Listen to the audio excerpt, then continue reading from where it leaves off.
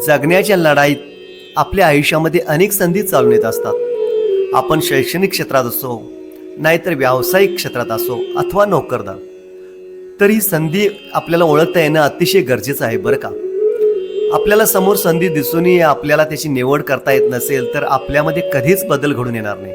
म्हणून आपल्याला संधीचं सोनं करता आलं पाहिजे, नाहीतर संधी गेल्यानंतर आपल्या हाती पश्चातापाशिवाय काहीच राहत नाही. अशीच एक छोटीशी कथा, त्यातून आपल्याला नक्कीच काहीतरी शिकायला मिळेल.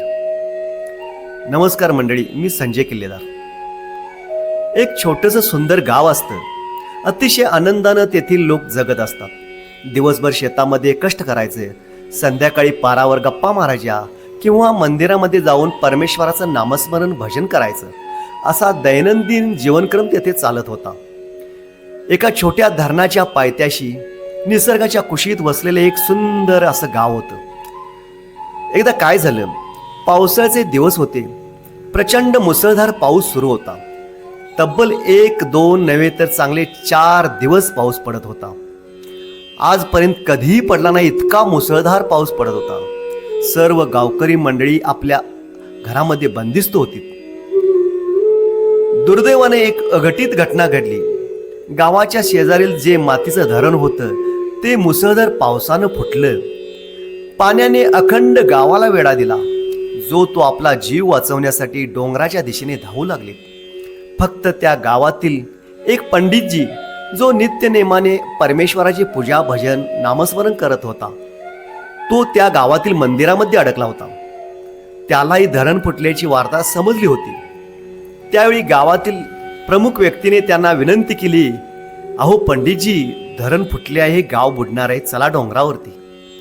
आपले सर्व गावकरी डोंगरावरती गेले आहेत, तेव्हा कृपा करून आपण डोंगरावरती चला. पण पंडितजीने त्याकडे पूर्णपणे दुर्लक्ष केलं. इकडे गावच्या प्रमुखाने तातडीने सरकारी यंत्रणेला कळवलं. सरकारी यंत्रणा ताबडतोब हजर झाली. जे पुरात अडकलेले लोक होते त्यांना वाचवण्याचा त्यांचा आटोकाट प्रयत्न सुरू झाला. पाऊस मुसळधार सुरूच होता. पाणी सैरावैरा जिकडे वाट मिळेल तिकडे धावत होते. हळूहळू करता गाव जवळजवळ पूर्णपणे बुडण्याच्या मार्गावर होतं. सर्व लोकांनी गाव सोडले, पण पंडितचा मात्र देवावर दृढ विश्वास होता. मला देवच वाचवण्याकरता नक्की येणार, म्हणून तो अगदी तेव्हा निवांत होता. आता हळूहळू पाण्याने मंदिराला वेढा दिला. मंदिर निम्मे बुडले गेले. होड्यामार्फत लोकांना वाचवण्याचे काम युद्ध पातळीवर सरकारी यंत्रणा करत होती. होडी पाहून पंडितजी लपून बसलेत, कारण मला देवच न्यायला येणार आणि मी देवाबरोबरच जाणार अशी दृढ श्रद्धा होती पंडितजींची. लोकांना सरकारी यंत्रणेनं वाचवलं. अखेर पूर्ण गाव रिकामं झालं. राहिला तो फक्त पंडितजी. गावामध्ये कोणी अडकलेले आहे याची खात्री करण्याकरता हवाई पाहणी सुद्धा सुरू झाली.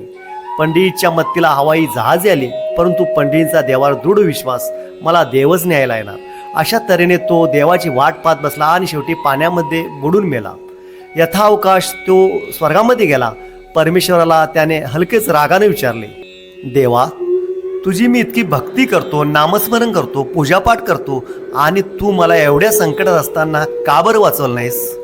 परमेश्वर हसले आणि त्याला म्हणाले, अरे वेड्या, मी तुला एकदा नव्हे, दोनदा नव्हे, 3दा वाचवण्यास आलो होतो, परंतु तू मला ओळखलं नाहीस. अरे गाव प्रमुखाच्या रूपाने मीच तुला न्यायला आलेलो. होडी घेऊन मीच तुला न्यायला आलेलो.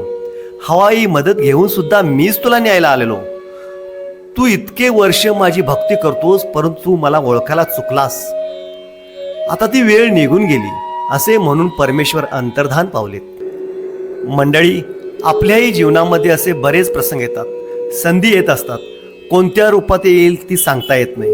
ती आपल्याला ओळखता आली पाहिजे. संधीचं सोन्यात रूपांतर करायला आलं पाहिजे. मग आपले जीवन समृद्ध झाल्याशिवाय राहणार नाही. तर मंडळी, ही एक छोटीशी बोधकथा आपल्याला कशी वाटली नक्कीच अभिप्राय द्या. धन्यवाद.